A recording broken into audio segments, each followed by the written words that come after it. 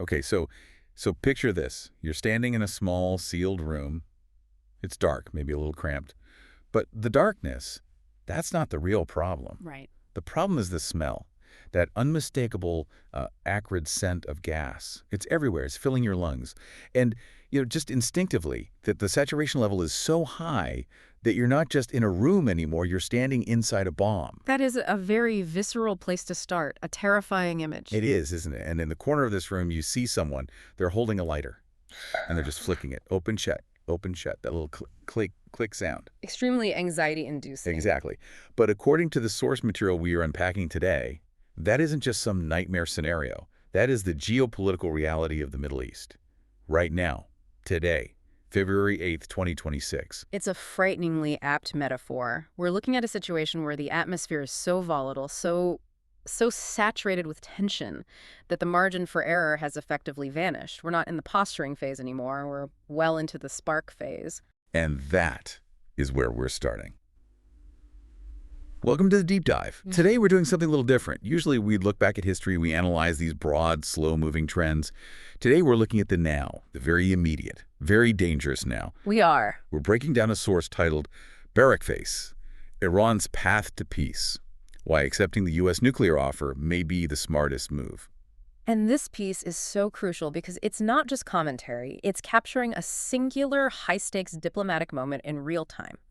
We're analyzing a proposition, really an ultimatum, coming out of Washington directed straight at Tehran, and it asks this fundamental question. Can a nation choose between sovereignty and survival? Yeah. Or are those two things, finally, at this moment, mutually exclusive? It's the ultimate rock in a hard place scenario. We've got Tehran staring down a fork in the road. De-escalation or deeper, potentially fatal isolation. We've got the Trump administration in Washington delivering a very blunt, very transactional message. And perhaps most surprisingly, and we really need to dig into this, we have Moscow playing the role of the source calls it the face-saving mediator. Which is a twist in itself, isn't it? Especially considering the last few years of global politics. Yeah, huge twist. So here's the roadmap for today's deep dive. We're going to frame this whole thing as the horizon versus the cliff. We need to understand why this specific moment, February 2026, is fundamentally different from the last 20 years of tension. Yes, the why now is critical. We need to talk about the numbers, because there are some very scary, very specific numbers involved here regarding uranium enrichment and physics that have set off all the alarm bells. And we need to talk about the actual offer on the table. And just to tease the stakes here for you, we aren't talking about vague diplomatic concerns or strongly worded letters from the UN. We are talking about specific enrichment percentages and stockpile weights that have crossed an undeniable red line. The cliff isn't a metaphor for political failure. It's a metaphor for a kinetic, potentially nuclear conflict. So let's step into that gas-filled room. Yeah. Let's really try to understand the precipice we're all standing on. Let's do it. The source material opens with that analogy, that gas room analogy, to describe the current climate. But honestly, we've heard tensions are high in the Middle East for our entire lives, literally our entire lives. It's almost become background noise, hasn't it? It has. Every Sunday news show says tensions are escalating. So why does this source argue so forcefully that February 2026 is fundamentally different? What actually changed? It all comes down to the removal of ambiguity. That's the key phrase here. For decades, the relationship between the U.S., Iran, and the broader region was defined by what the source calls convoluted backchannels and performative diplomacy. The so-called shadow war. Exactly. It was a dance, a very dangerous dance, but a dance nonetheless. Steps were taken, signals were sent through the Swiss embassy, proxies fire rockets into empty patches of desert. There was always a buffer zone. There was always plausible deniability. A way for both sides to claim victory to their home audience without actually starting a full-blown war. Precisely. But the source argues that the shadows are gone now, the lights have been flipped on, the volatility isn't just political anymore, it's existential. The absolute clarity of the threat is what makes this moment so unique and so perilous. It's no longer about maneuvering for regional influence, it's a binary choice about the continuation of the state itself. And there's a specific reason for that clarity, isn't there? The source references something that happened just last year in mid-2025. That seems to be the inflection point. Yes, this is the context we absolutely cannot ignore. The source explicitly mentions the memory of U.S. strikes on Iranian nuclear facilities in mid-2025. Let's pause on that, because we are living in 2026. And as we said, the news cycle moves so incredibly fast, we forget the weight of what happened just 6 or 8 months ago. But for the people in Tehran, in the IRGC, in the Supreme Leader's office, that wasn't just a news headline. No, not at all. It was a proof of concept. That's the critical distinction. Before mid-2025, the prevailing theory in Tehran, and frankly in a lot of Western think tanks as well, was that the U.S. simply had no appetite for direct military engagement against Iranian soil. They thought America was too bogged down in domestic issues or too focused on East Asia, on China. That was the calculation. They thought it was a bluff. They banked their entire national security strategy on it being a bluff. And it wasn't. It was not. When those strikes happen, and we're talking about very precise, very targeted strikes, likely on centrifuge assembly halls at Natanz or maybe support facilities near Isfahan, it completely shattered that core assumption. It changed the psychology of the regime overnight. So now the warnings from the Trump administration are no longer abstract diplomatic threats. Not in the slightest. When the president now says military options are on the table, the leadership in Tehran can look out the window at the physical, still fresh craters from 2025 and know he means it. The threat is tangible. So the gas in the room isn't just rhetoric anymore. It's the lingering smoke from actual explosions. Precisely. And that brings us to the spark. Why is the lighter being flicked now, of all times? Why is February 2026 the absolute moment of crisis? And the source provides some very hard, very cold data on this. We need to get into the weeds on these enrichment levels. Okay, lay it on me. I see the number 60% highlighted everywhere in the notes. 60%. That's the number. The source states that Iran's uranium enrichment program has officially crossed the 60% threshold. Okay, let's play devil's advocate for a minute. 60%. If you're a layperson, that sounds high. But it's not 100%. It's not 90%, which is what I hear is weapons grade. Is it actually a bomb? It is not a bomb. Not yet. But in terms of physics, it is the threshold of no return. This is where we need to understand how enrichment actually works, because it's not a linear process. You don't just, bake a cake and wait for it to rise from 0 to 100. Right. Explain the curve. Because 60% sounds like you're only a little more than halfway there, which doesn't sound like a crisis. That is the most common and the most dangerous misconception. So uranium you find in nature is mostly an isotope called U-238, which is stable. It's useless for bombs. The isotope you want for a chain reaction is U-235. Okay. Natural uranium is only about 0.7% is U-235. The rest is junk for weapons purposes. To get it to reactor grade for a civilian power plant, you only need to enrich it to maybe 3 to 5%. So 5% is a power plant. That's a very low, peaceful level. Very low. The original Iran deal, the JCPOA, capped them at 3.67%. Now, to get to medical isotopes, which they sometimes claim they need for fighting cancer, things like that, you might go up to 20%. That's a legitimate, though less common, civilian use. Okay, still not a bomb. Still not a bomb. But here is the critical part, the non-intuitive part of the physics. The sheer amount of effort, the energy, the centrifuge machine hours it takes to get from natural uranium at 0.7% up to just 5%. That is about 70% of the total work required to make a bomb. Wait, say that again? Just getting to that very low level is the hardest part. By far. Because you are stripping away the vast, vast majority of the heavy U-238 waste material, once you've done that, the material you're working with is much richer in the fissile U-235. So the process accelerates exponentially. By the time you get to 20%, you've already done 90% of the work. 90%. And by the time you get to 60%, you are, for all intents and purposes, standing on the finish line. The final jump from 60% to 90%, which is weapons grade, is technically trivial. It takes very little time and a relatively small number of advanced centrifuges. So when the IAEA and this source say Iran has reached 60%, they aren't saying Iran is 60% of the way there. They're saying Iran is 99% of the way there and just needs to decide to take the final step. That is exactly what they are saying. 60% purity has no civilian application. None. You do not put 60% enriched uranium in a power plant. It would melt the core. You don't use it for medical imaging. The only reason a state enriches to 60% is to position itself for a breakout, a rapid, unstoppable sprint to a warhead. And it's not just the percentage. The source mentions a weight, too. A stockpile. Stockpiles exceeding 400 kilograms. That's the other half of the crisis equation. 400 kilograms of this 60% enriched material. If you take that stockpile and feed it into a cascade of their advanced centrifuges, their IR6s or their newer IR9s, you can enrich the whole batch to weapons grade in a matter of days, maybe a few weeks. tops. And 400 kilograms is enough for what? One bomb? Several. Depending on the sophistication of the warhead design, that is enough material for at least 3 to 5 nuclear warheads. 3 to 5. So this isn't a science experiment anymore. This is a latent arsenal. It's a bomb in kit form, just waiting for final assembly. It is a stockpile that is effectively a turnkey nuclear force. And that, right there, explains the panic. The source says this is alarming not just the U.S. and Israel, which you'd expect, but Europe, the Gulf states, and even, it says, Iran's quiet partners. You mean China and Russia, they're getting nervous. Even they get nervous when the stockpile gets this big and this pure.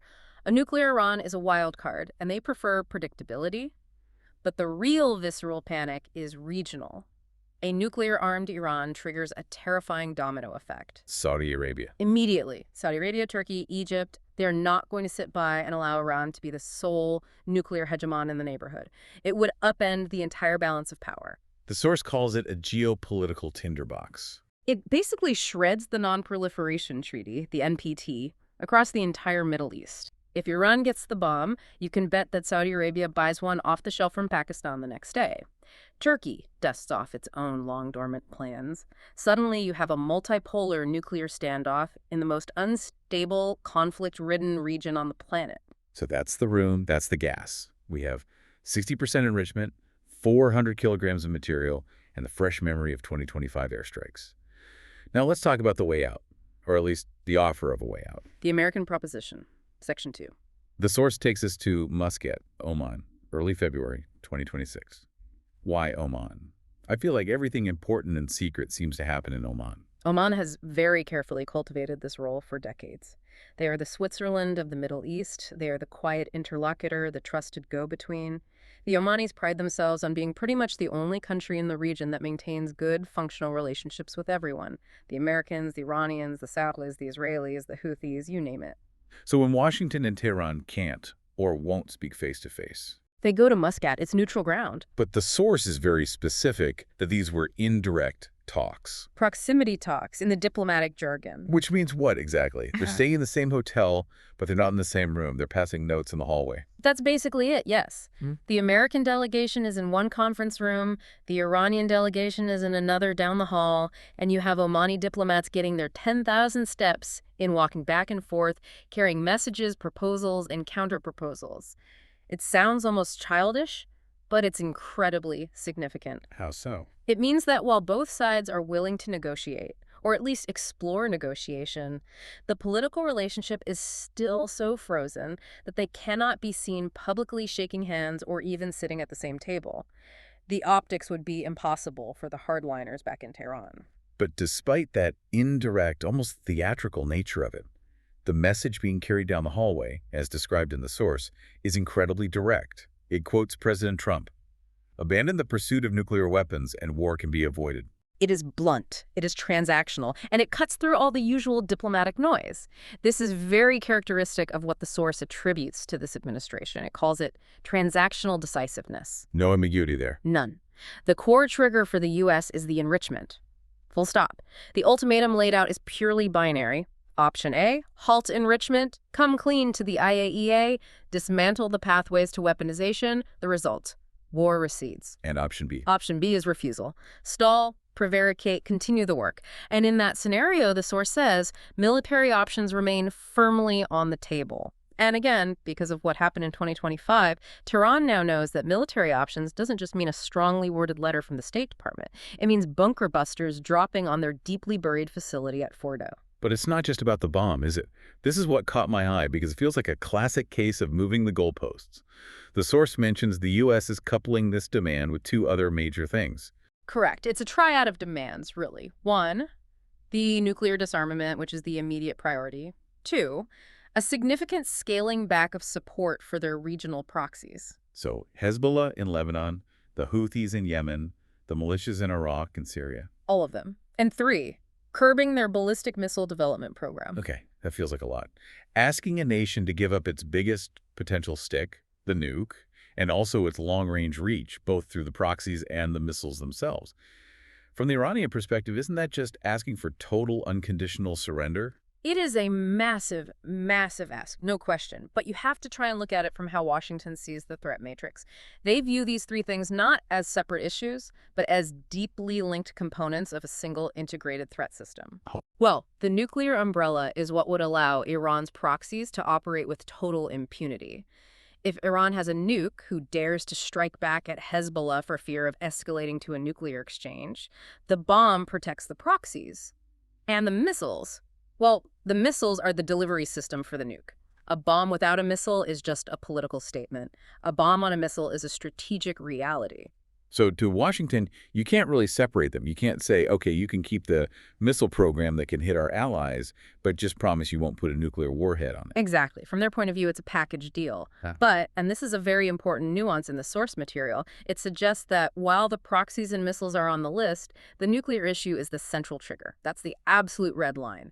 The others might be negotiable, maybe subject to a phased timeline, but the 60% enrichment is the immediate casus belli. The reason for war. The reason for war. And yet, despite these incredibly heavy demands, the source says that U.S. officials came out of those Muscat talks and described them as very good. Which is fascinating, isn't it? In Diplo-speak, very good usually just means they didn't walk out and they actually engaged with the premise of our discussion. So low bar for very good. It is, but in this context, it's huge. It suggests that Tehran, for maybe the first time, truly understands the gravity of the moment. They're not just engaging in their usual performative outrage and defiance, they're engaging in a survival strategy. The door to a deal is open, but as the expert analysis and the source warns, it is not indefinitely open. Okay, so that's the stick, a very big, very clear stick, the threat of war. But let's flip this around and look at it from the Iranian side. This section of the source is titled, The Internal Iranian Dilemma, Sovereignty versus Survival. This is where it gets really psychological. It absolutely does. Because for nations, and especially for ancient nations with a long history of empire like Iran and a modern revolutionary ideology, the concept of dignity isn't just a buzzword. It's a currency of power. It's central to their identity. The source mentions Ayatollah Ali Khamenei's long-standing, unwavering insistence that domestic enrichment is a matter of national dignity and self-reliance. They constantly bring up the NPT, the Nuclear Non-Proliferation Treaty. They argue they have a legal right to enrich uranium. And, you know, on a purely technical, legalistic level, they're right. Under Article 4 of the NPT, signatory countries do have an inalienable right to develop peaceful nuclear technology. So their argument is what? Their argument has always been, why are we being treated differently than Japan or Brazil or Germany? Japan enriches uranium. Brazil has an enrichment program. Why can't we? They see it as a fundamental double standard, and they fear that accepting these U.S. terms looks like capitulation to Western bullying. It looks like surrender. But the source has a really powerful counter to this with a line that just jumped out at me. Sovereignty is not exercised in a vacuum. That is the key intellectual argument of the entire piece. It's a brilliant line. You can stand on a podium and scream about your sovereign rights all day long, but sovereignty is constrained by reality. It is limited by economics. It's limited by whether your people can afford to eat. It is limited by whether your entire national infrastructure is about to be bombed back into the Stone Age. The reality in Iran, as this source describes it, is incredibly bleak. It's devastating. The source just lists the symptoms one after the other. Crushing sanctions, a completely stagnant economy, and crippling currency erosion. I want to drill down on that phrase, currency erosion. We're not just talking about inflation like we see in the West, 5 or 6 or even 10%. That's painful. This is on another level. We are talking about the Iranian rial losing half its value in a single month. We are talking about people's entire life savings completely evaporating overnight. We're talking about a once proud, educated middle class that has been systematically crushed into poverty. And that leads to the biggest threat for any regime. The biggest threat. The source points to recurrent domestic protests fueled by repression and scarcity. The scarcity part really sticks out to me. Right. Because when you have a young, restive population that is struggling to buy bread or find basic medicine for their parents, and at the same time they see their government pouring billions of dollars into advanced centrifuges buried under a mountain and funding proxy wars in Yemen or Lebanon, the enrichment program starts to look very different in the public consciousness. It stops being a symbol of national pride and strength. And it starts becoming what the source beautifully calls a millstone around the nation's neck. That is such a powerful image. A millstone, Hmm. something that you think is valuable, but it's actually just dragging you down, drowning you. So the dilemma for the supreme leader and the hardliners around him is this. Do you keep the symbol of sovereignty, the enrichment program, and risk losing the nation itself, either to economic collapse from within or to war from without? Or do you finally sacrifice the symbol in order to save the nation? And the source points out there's a carrot here, too. It's not just the negative incentive of don't get bombed. There is a real, tangible upside if they say yes. The incentives are significant. We're talking about immediate and comprehensive sanctions relief, reduced tariffs on their trading partners, which would encourage trade, and the big one, normalization of financial channels. Normalization of financial channels. That sounds incredibly boring and bureaucratic, but explain what that actually means for, say, an ordinary Iranian businessman. It means everything. Right now, Iranian banks are almost entirely cut off from SWIFT, which is the global messaging system for international money transfers. So if you're an Iranian business trying to import life-saving medicine or export your famous pistachios, you can't just do a simple bank transfer. So how do they do it? You have to use these ancient informal hawala networks or complex barter systems, or in some cases, literally suitcases full of cash being moved across borders. It's incredibly inefficient, it's expensive, and it's risky. Normalization means they can rejoin the global economy overnight. They could sell their oil openly. They could sell their oil openly on the world market at full price instead of smuggling it at a steep discount to a handful of buyers like China. It would be like turning on a fire hose of revenue into a dying economy. Imagine what that would do if the Iranian economy could suddenly just breathe again. It would be utterly transformative. The daily suffering of ordinary Iranians would ease almost immediately. And from the regime's perspective, that buys them stability. It lowers the domestic temperature. It's a pressure release valve. And there's a key distinction here the U.S. is trying to make. The offer, according to the source, does not prohibit civilian nuclear energy.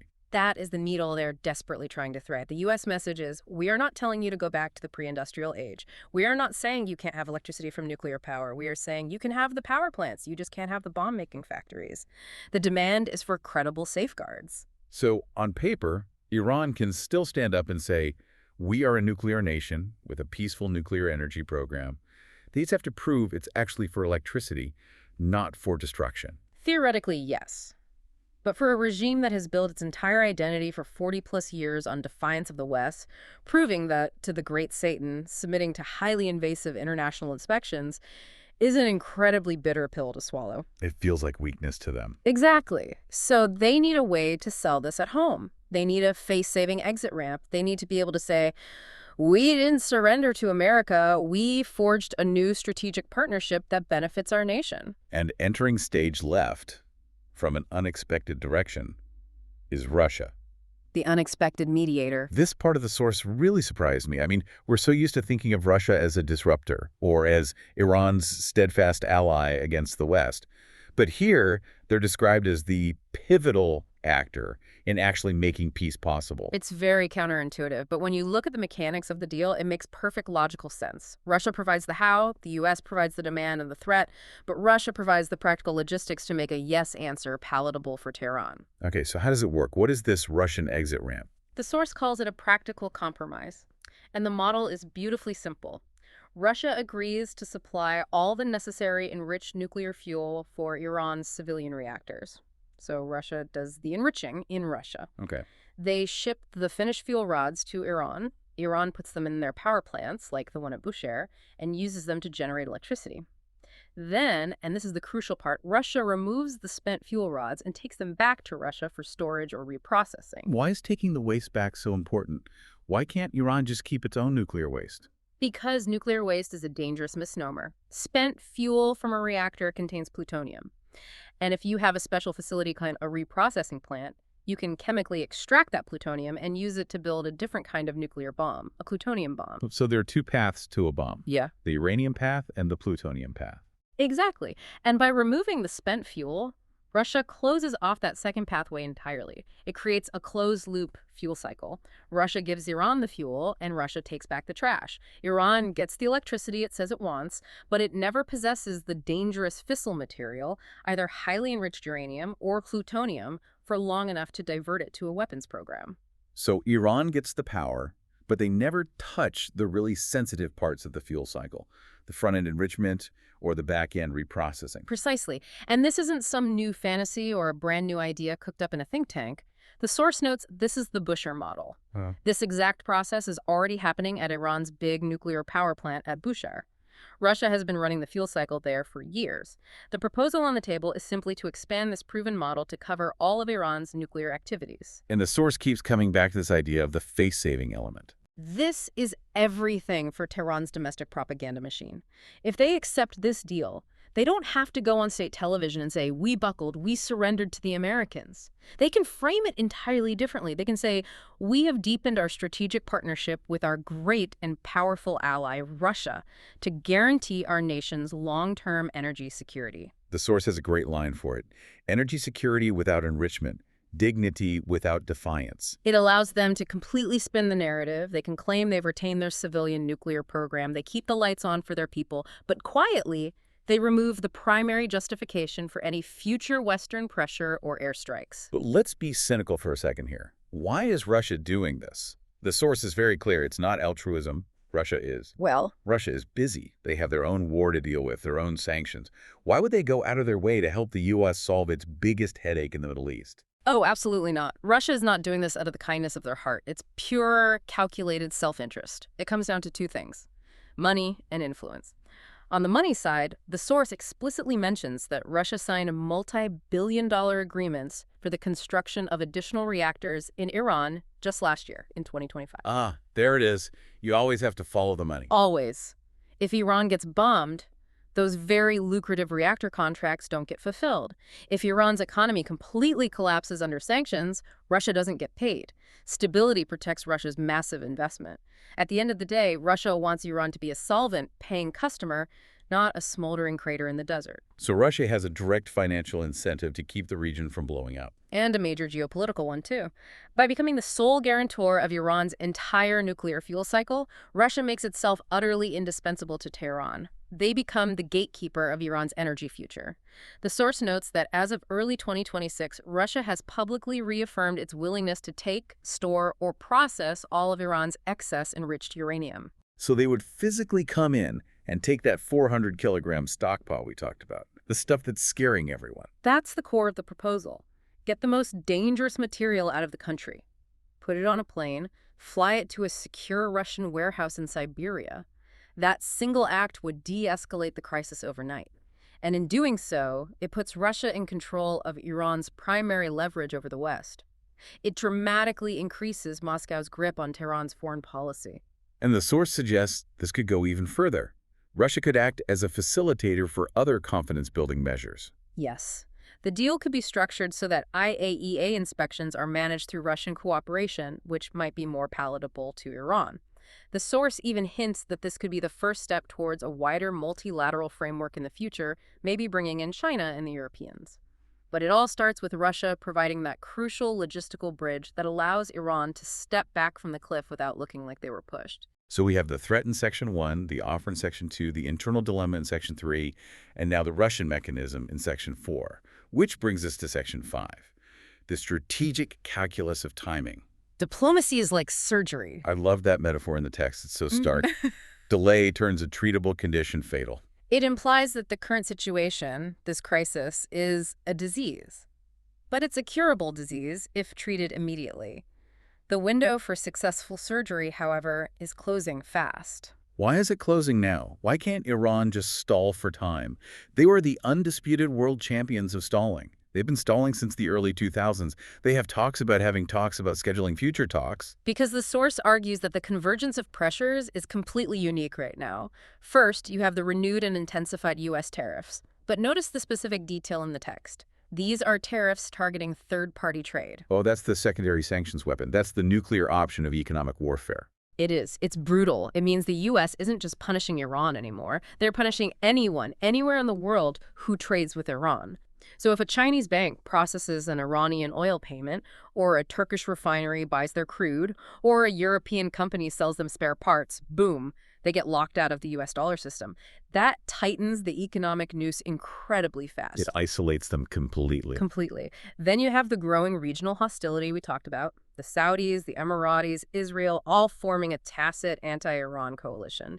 And you have the simmering internal unrest, which the source says is being intensified by the regime's own brutal crackdowns.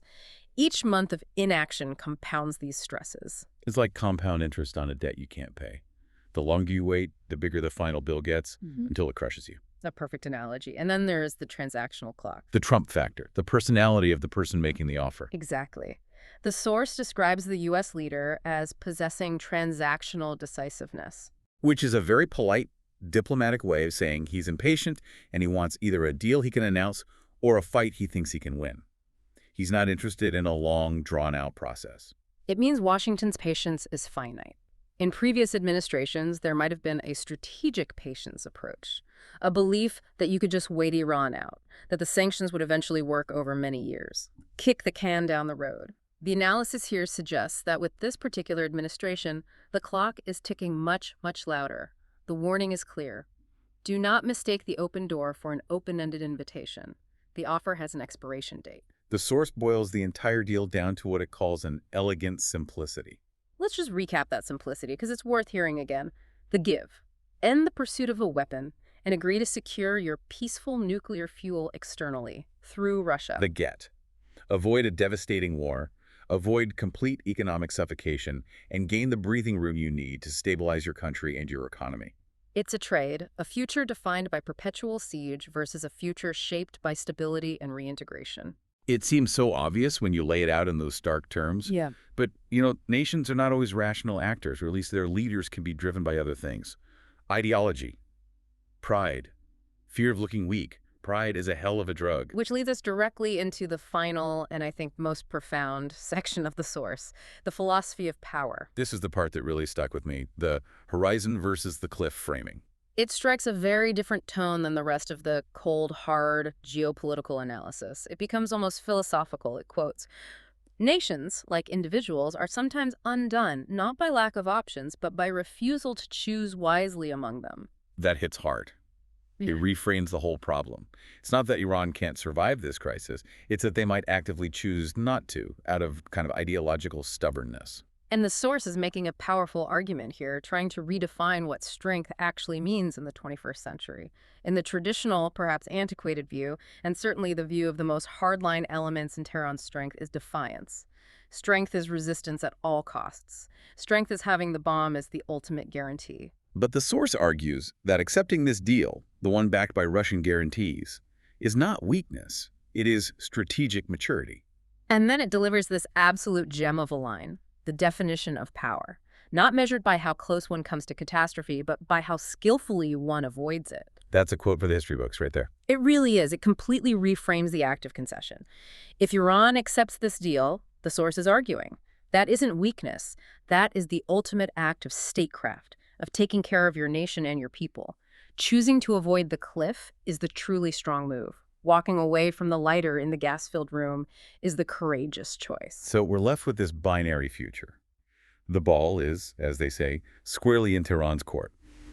Do their leaders cling to the symbolism of resistance, even if it leads to ruin? Or do they embrace the substance of peace and survival? And that is precisely where we stand on this day, February 8, 2026. So let's synthesize all this. We've talked about a lot of complex moving parts here. We have. We started in the gas-filled room, that atmosphere of extreme tension, driven by the 60% enrichment and the 400-kilogram stockpile, the imminent, palpable threat of an explosion. And then we walked across the narrow bridge, the stark U.S. ultimatum. Give up the weaponization program and you get your economy back. Yeah. Refuse and you face the consequences. A bridge held up by Russian logistics, the fuel swap mechanism that provides a practical, face-saving way for Iran to say yes, to keep its dignity and keep its lights on. And all of this is happening against the backdrop of the economic reality, the undeniable fact that the Iranian people are suffering immensely and the regime is running out of road, running out of time. And finally, that brings us to the choice, the one that has to be made, the horizon or the cliff. As we're talking through this, what really stands out to me is how incredibly fragile this whole potential off-ramp is. We're discussing it calmly here, but one wrong move, one miscalculation by either side, One hardliner in Tehran or Washington deciding to sabotage the process. And the whole thing comes crashing down. And that's why that mid-2025 context is so critically important. We have already seen the sparks. We know what the beginning of the explosion looks like. The ultimate question is, does the memory of that fear, of that pain, drive them to the negotiating table for real? Or does it drive them deeper into their bunkers, more determined than ever to get the bomb as a deterrent? The source concludes with a line that feels both hopeful and deeply ominous. History tends to be kinder to those who choose the horizon over the cliff. It's a beautiful thought, but it's a warning, too. It is, because history is also littered with the wreckage of proud nations that chose the cliff. So here is the final provocation for you, the listener, to think about. We live in a world that is just saturated with performative diplomacy. Lots of talk, lots of posturing, lots of shouting for the cameras. But sometimes, maybe the most radical, the most courageous move a leader can make is to simply accept a deal that makes sense. If you were in that room in Tehran, feeling the crushing weight of the sanctions, hearing the distant rumble of fighter jets, seeing the protests on your streets, how would you define sovereignty? As the abstract right to build a weapon you can never use? Or as the fundamental duty to feed your people and secure their future? That is the $1 trillion question. And on that note, we're going to leave you to mull that over. It's February 2026. The world is holding its breath. Let's just hope someone decides to open a window in that room and let some of the gas out. Indeed. Thanks for diving deep with us. Stay curious, stay well informed, and we'll catch you on the next one.